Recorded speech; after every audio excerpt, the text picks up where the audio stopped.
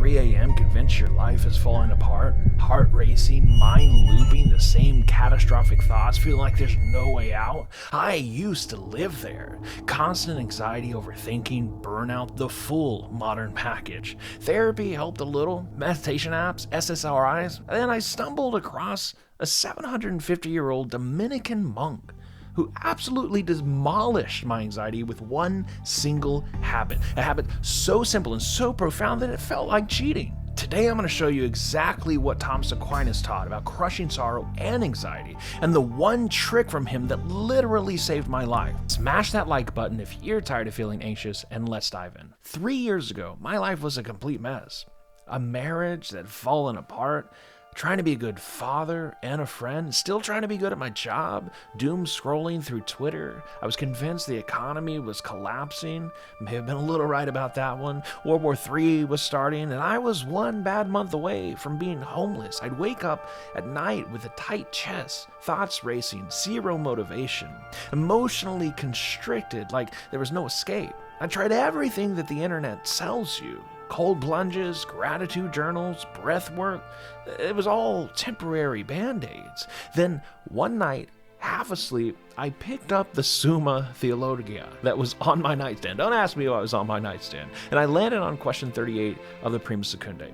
Aquinas there is talking about remedies for sorrow and anxiety. And one line hit me like a lightning bolt. The contemplation of truth assuages sorrow more than anything else. Hold on, wait, just thinking about truth calms my anxiety? I tried it the next morning, 10 minutes contemplating one single truth. God is in control, and nothing can happen to me outside his loving permission. The anxiety didn't vanish immediately, but it did lose its grip. For the first time in months, I felt peace. That was the beginning of the end of my chronic anxiety. Aquinas didn't just give me a coping mechanism, he gave me a sword. He treats anxiety as a species or kind of sorrow. He defines anxiety as a kind of sorrow that weighs upon the mind so that no escape seems possible. Sound familiar? Like, this is literally the DSM definition of generalized anxiety disorder in the 13th century Latin. He says sorrow or anxiety happens when we're fixated on an apparent evil, real or imagined, that feels bigger than us. Our modern world supercharges this. 24/7 news cycles, social comparison, uncertainty on steroids. Aquinas saw it coming 800 years ago. But then he lists these 5 remedies that actually work because they attack the root, not just the symptoms. Remedy number 1, any kind of pleasure. Yeah, Aquinas literally says every pleasure assuages sorrow.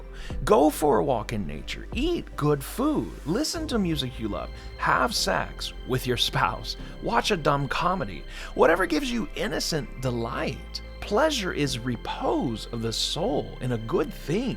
It directly counteracts the contraction and the emotional constriction of anxiety. Pro tip, don't feel guilty about it. Aquinas says the bigger the sorrow, the bigger the pleasure needed. But again, it must be good. Remedy number 2, cry it out.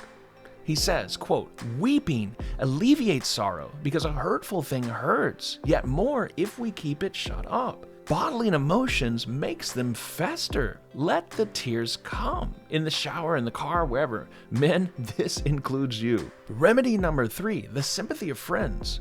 Nothing lightens the load of sorrow like venting to someone who gets it. Aquinas quotes Aristotle here. When our friends grieve with us, the sorrow is divided. When they rejoice with us, joy is multiplied. Remedy number 4, sleep and baths, and a little bit of wine. This one always gets a laugh, but Aquinas is dead serious. Sorrow exhausts the body's vital stores of energy, and a hot shower or a good night's sleep or a little bit of wine restores them. Modern science actually backs this up. They say that cortisol tanks sleep and raises inflammation, but Aquinas beat cortisol research by centuries. And now the big one. Remedy number 5, contemplating the truth. This is the one I mentioned earlier. This is the nuclear option. This is the one trick that saved me. Aquinas says contemplating truth is the most powerful remedy because it reorients the intellect to reality itself. Anxiety lives on lies or half-truths. This will ruin me forever. I'm not safe. I'm alone. Nothing matters. Nobody cares. Contemplating truth is staring those lies down with reality, especially divine reality about God. So here's what I do every single morning now. It takes about 5 to 10 minutes. When I wake up, I sit quietly. Don't go for the phone. Pick one truth. You can rotate these out so it doesn't get stale. God exists and he is infinite goodness itself. Jesus Christ rose from the dead. Therefore, death and evil do not have the final word. Everything that happens is either willed or permitted by infinite love for my ultimate good. I am not God. I don't have to carry the universe on my shoulders. And the final one, this too shall pass, and even if it kills me, heaven awaits. And you might think of more on your own. Slowly repeat it. Marinate on it like a good steak. Almost chew on it like meditation. Let the implications wash over you. Accept them. Don't resist them. Again, it is truth. You're just letting it soak into you. My mind stops spinning because it's latched on to something immovable. Aquinas calls this the splendor veritatis, the splendor of truth, and it gives a joy that no circumstance can take away, he says. I went from almost daily panic attacks to almost none.